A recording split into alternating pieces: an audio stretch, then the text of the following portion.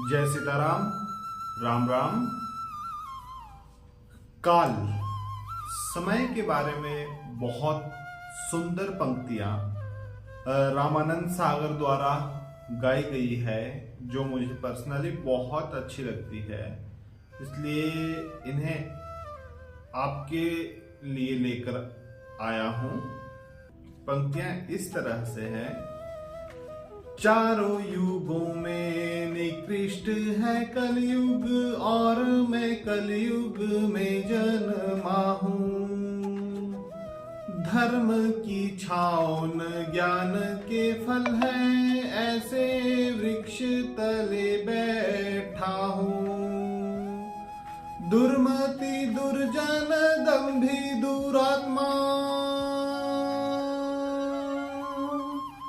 दुर्मति दुर्जन दंभी दुरात्मा, लोभी छली क्या बोलूं मैं क्या हूँ। काली खरात की प्रतीक रूपात की, छोटों की श्रेणी में सबसे बड़ा हूँ। काली खरात की प्रतीक रूपात की, छोटों की श्रेणी में सबसे बड़ा हूँ। यह विशेषता है कलयुग की। मतलब कलयुग की जो उम्र है वह सबसे कम है, लेकिन वो चार युगों में सबसे बड़ा अपने आप को बनने की या बनाने की कोशिश करता है। और आज का व्यवहार आचरण भी यही है। जो छोटे हैं वे बड़ों को ऐसा ही समझते हैं कि ये पता नहीं कौन सी एज के लोग हैं, और आज का हमारा मॉडर्न युग है। 18 साल का बच्चा 60 साल के लोगों को ज्ञान दे रहा होता है। मतलब चार युगों में निकृष्ट है कलयुग। चार युग कौन कौन से? सतयुग, त्रेता युग, द्वापर युग और कलयुग। सतयुग, सतयुग में जहां पर पुण्य 100% होता था, मतलब पाप की कोई गुंजाइश ही नहीं होती थी, सभी धर्मपरायण आचरण करते थे, उसमें पाप की कोई गुंजाइश नहीं थी। मतलब एक प्रकार का स्वर्ग था सतयुग। फिर आया त्रेता युग। त्रेता युग में घटकर पुण्य की जो प्रतिशतता है वह रह गई 75%। 75% पुण्य, 25% पाप। फिर आया द्वापर युग। द्वापर युग में दोनों चीजें बैलेंस्ड हो गई, 50-50, 50-50%, फिर भी सही था। लेकिन कलयुग में क्या है? कलयुग में मात्र 25% पुण्य और 75% पाप। मतलब पाप का पलड़ा ऊपर और पुण्य का नीचे। अब उम्र की बात करें कि त्रेता की आयु कितनी थी। त्रेता की जो उम्र थी वह थी 17,28,000। वहीं सतयुग की उम्र थी, सतयुग की बात करें पहले, सतयुग की उम्र थी 17,28,000। फिर आती है बारी त्रेता युग की। त्रेता युग की उम्र थी 12,28,000। वैसे ही गिरते गिरते फिर आ गई द्वापर की। द्वापर की उम्र थी 8,64,000 वर्ष, और कलयुग की उम्र आ गई मात्र 4,35,000 वर्ष, घटते घटते क्रम में। इस तरह से देखो, अब कलयुग की उम्र तो बहुत कम है, सबसे कम है, लेकिन यहां पर 4,32,000 में ही 17,28,000 जीने की योजना है, जैसा आज है भी। आप देखेंगे 5 साल का बच्चा या 10 साल का बच्चा जो कली युग, मशीनी युग, मशीनें हैं, जो जब मशीनें नहीं थी, जो आदमी 100 वर्षों का अनुभव ग्रहण करता था, वह आज बच्चा 10 वर्षों में अनुभव कर लेता है मशीनों के माध्यम से। वहां से बहुत कुछ गलत भी सीखता है, गलत और अच्छा भी सीखता है। बस इस तरह का आचरण चला हुआ है। अब चारों युगों में निकृष्ट है कलयुग। चारों युगों में, इन सभी जितने भी 4 युगों की बात हुई, इनमें सबसे पापी है कलयुग। मतलब यहां पर पाप अत्यंत है, जैसा अभी 75% आया भी। निकृष्ट मतलब अति दुष्ट। यहां पर पाप ही पाप होगा। कली का युग है, अंधकार का युग है, झगड़े और पाखंड का युग है। इस तरह का ये युग है और मैं इसी कलयुग में जन्मा हूं, या हम सभी इसी कलयुग में जन्मे हैं। इससे कोई अछूता नहीं रह पाएगा। धर्म की छाँव न ज्ञान के फल है, ऐसे वृक्ष तले बैठा हूं। धर्म की छाँव कहां से होगी जब कोई धर्म परायण काम ही नहीं करेगा। कितने लोग आज उपदेश देते हैं, चाहे वो किसी भी धर्म की बात हो, मैं हिंदू हूं, मैं मुसलमान हूं, मैं क्रिश्चियन हूं, मैं फला धर्म से हूं, मैं फला धर्म से हूं। कितने लोग उस धर्म का अनुसरण करते हैं।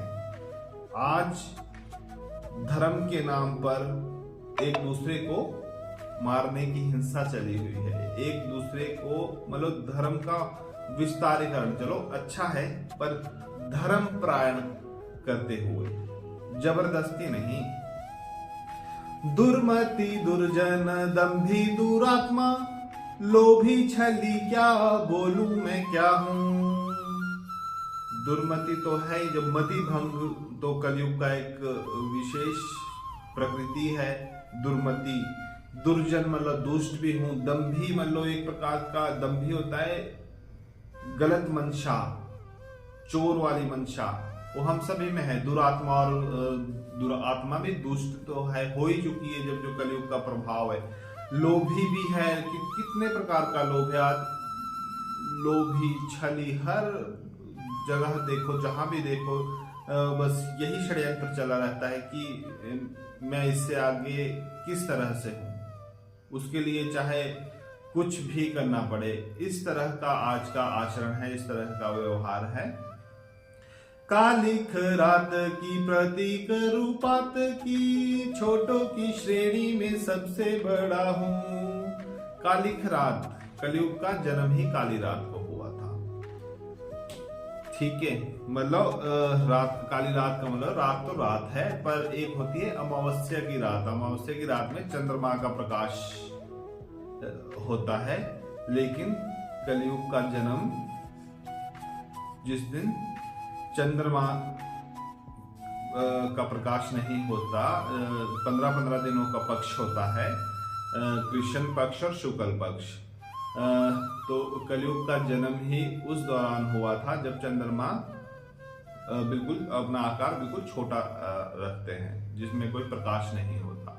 और छोटों की श्रेणी में सबसे बड़ा हूं। छोटो मतलब कलयुग, वही बात आ गई, जितने भी युग है इनमें सबसे छोटा है और सबसे आज के मतलब सबसे बड़ा इसीलिए कहा गया है कि जो एक, चाहे आदमी की बात करो, चाहे किसी भी ऑब्जेक्ट की बात करो, बहुत कम उम्र में बहुत ज्यादा मशीनी युग के कारण अनुभव ले रहा है। धन्यवाद, राम राम। मुझे आशा है कि हम सभी धर्मपरायण आचरण करके कलयुग पर विजय पा सकते हैं। कलयुग की एक विशेषता यह भी है कि जैसे जो काम, जैसे त्रेता युग में अगर आप पूजा पाठ करेंगे तो जो फल आपको 10 वर्षों में मिलता था, वही द्वापर युग में एक वर्ष आप पूजा पाठ करेंगे। त्रेता में 10 वर्ष करने पड़ते थे, तब जाके उतना फल मिलता था। और द्वापर में 1 वर्ष आप सच्चे मन से पूजा पाठ करेंगे, 10 वर्षों बराबर 1 वर्ष में आपको फल मिलता है त्रेता में।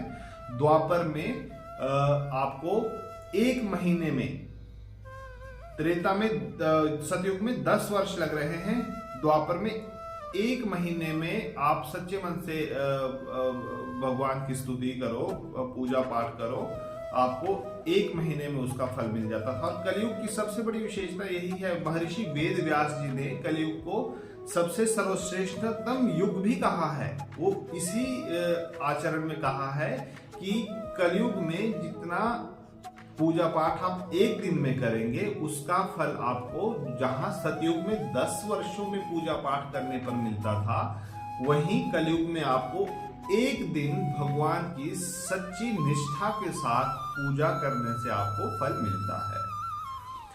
और मेरा यही निवेदन है सभी लोगों से कि जितना हो सके गीता पाठ करें।